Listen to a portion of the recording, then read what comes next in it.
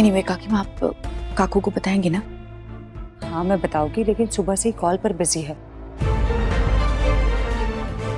अभी बताती हूँ। हाँ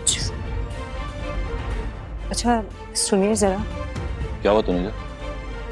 अब फाइनली तनुजा शुभो को बताने आती है कि सृष्टि आ रही है, पर शुभो भी थक गया है कॉल्स करते करते और शुभो अपने ही परेशानी से जूझ रहा है। इस वक्त कॉल्स भी करने हैं और एक्सप्लेन भी करना है सबको कि क्या वजह है रस्में कैंसिल करने के लिए। पर अब लाल बोलता है, नहीं लाल, ऐसे केसेस में बड़ों को कॉल करना चाहिए। बड़ी घटना घटी है, सबको मैं ही कॉल करूंगा। और अब कैसे बताएं शुभो को कि सृष्टि आ रही है, वो भी पुलिस के साथ। उससे भी बड़ी घटना घटने वाली अब तो।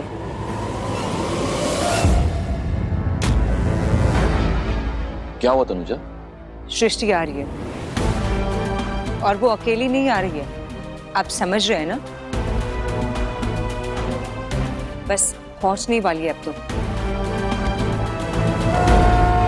और तभी बजता है हॉर्न और अब जो नहीं चाहते थे उनके घर पर अब पुलिस आई है। और अचानक ये सब सुन के अप्पू दीदी की आवाज सुनाई देती है और अब सब गुस्से में हैं। अप्पू दी, अरे चुप करो तुम।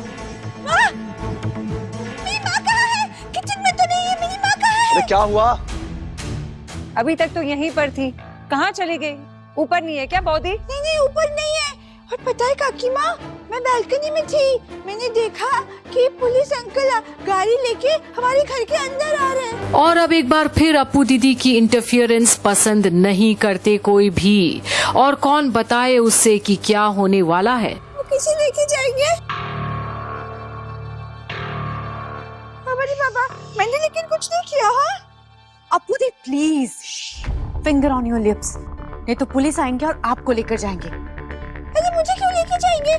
नहीं मैं तुझे तेरे मुंह भी नहीं बोलूंगी। हाँ प्रॉमिस, प्लीज बोलना, मुझे मत अरेस्ट करे। और अप्पू की बातें सुनकर और भी गुस्सा होते हैं सब।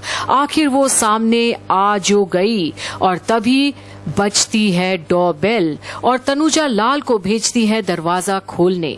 और तभी जहां अप्पू विचलित है और बेकाबू भी, वहीं घुसती है सृष्टि अपनी पूरी पुलिस फौज को लेकर।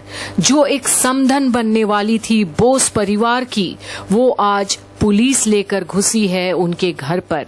और तेवर भी इतनी तेज है सृष्टि की, जहां अप्पू डरती है वहां अब आमने सामने बोस परिवार और सृष्टि खड़ी है। कहा था ना मैंने अकेले नहीं आऊंगी। सीनियर ऑफिसर्स को साथ लेकर आई। Hello sir.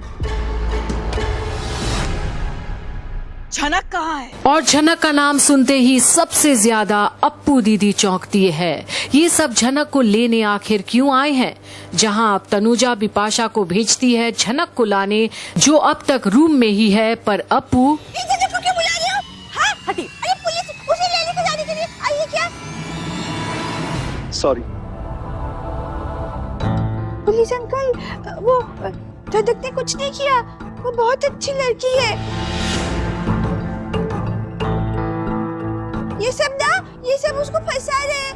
मेरा भरोसा करो, बच्चे छूटते। और सृष्टि की डांट पर अब अप्पू चुप होती है। पर बोस परिवार वाले अप्पू को ऐसे डांटने पर कुछ क्यों नहीं बोलते सृष्टि को? वो है कौन आखिर? ऑफिसर अब आइए प्लीज, बैठिए। नहीं सर, मैं ठीक हूँ, जनक को आने दीजिए। और अब सभी झनक की वेट करते हैं, जहां किसी को कुछ फर्क नहीं पड़ता झनक के साथ कुछ भी होने से। पर अप्पू का दिमाग चल रहा है, उसे झनक को नहीं जाने देना है। पर झनक तो सोई हुई है और सपने देख रही है, जिसमें उसे कहीं डर भी लग रहा है। मासी, वो एक्चुअली हम दवाई लेकर आए थे, झनक को लगा दीजिए वरना इन्फेक्शन हो जाएगा। और फिर अर्शी दीदी की शादी।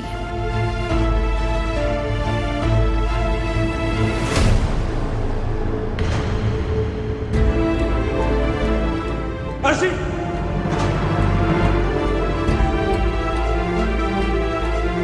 और वो नींद में बड़बड़ा रही है। तुम्हें अनिरुद्ध नहीं मिला तो तुम मेरी बेटी को जला दोगे क्या? ऋषभ शंभू, श्री दिल को जल्दी ठीक कर दीजिए।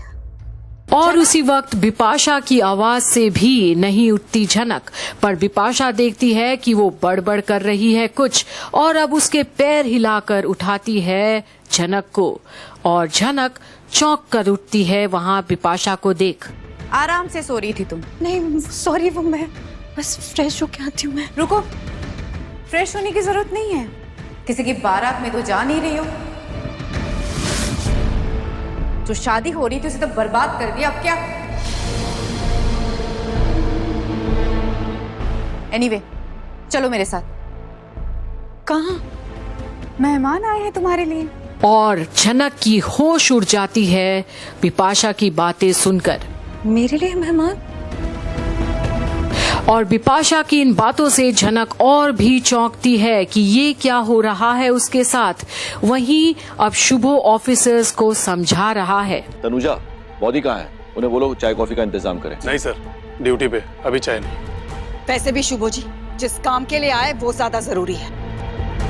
और अब अंजना और छोटौन और बाकी घर वाले भी आते हैं शोर शराबा सुनकर, और अब अप्पू दीदी से रहा नहीं जाता। बाबा, मैंने सच बोलती हूँ, मैंने कुछ नहीं किया है, मैं नहीं जाऊंगी इनके साथ। और सृष्टि नफरत भरी निगाहें से देखती है अप्पू को, और बाकी सब भी परेशान हैं उनकी बातों से, पर कोई कुछ बोलता नहीं। कुछ करो ना बाबा। कुछ नहीं होगा।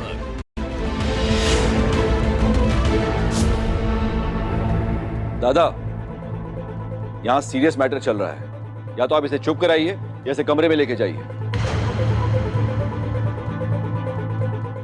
ओप्पू, अब एक शब्द नहीं बोलोगी। पुलिस अंकल को अपना काम करने दो। छुपा, शांत रहो एकदम। और अप्पू दीदी एकदम डरी हुई है पुलिस को देखकर, पर अब भी उसे झनक की ही फिक्र है। हाँ बाबा। नहीं नहीं बेटा, जनक ने कुछ गलत नहीं किया है। ये बस उससे बात करने आए हैं। और अब अप्पू सबके लिए एक सिर दर्द की तरह है। वहीं बिपाशा झनक को और भी डराती है। सबका टाइम बचेगा। मैं झूठ नहीं बोलती।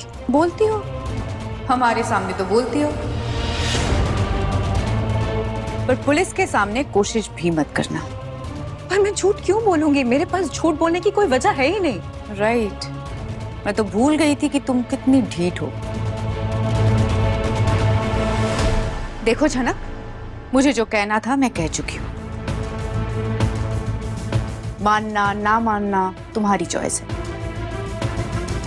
अब टाइम बर्बाद मत करो, चलो। और झनक के पास अब कुछ भी नहीं सोचने लायक। बिना कोई गलती के इतना बड़ा सजा देने जा रहे हैं सब उसे। क्या कोई आएगा उसे बचाने और प्रूफ दिखाने? पर झनक अपने आप को अकेले पाती है अब। एक अप्पू दीदी के अलावा कोई नहीं बचाने के लिए आज। कब तक चुप बैठेगी आखिर झनक? क्या ये सही है? देखते रहिए आगे। उन्होंने आप पे इल्जाम लगाया है कि आपने अर्शी मुखर्जी को जला के मारने की कोशिश की है। अटेम्प्ट टू मर्डर का केस बनता है आप पे। सर, वो एक डांसर है, पूरी तरह से उसके पाँव जल चुके हैं। आगे पता नहीं क्या होने वाला है, सब कुछ इस लड़के की वजह से।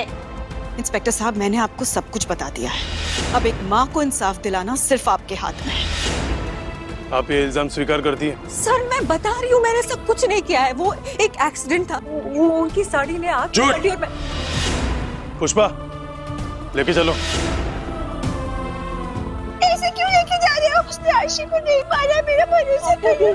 अगर मेरी किस्मत में सजा मिलना लिखा है तो मिलेगी।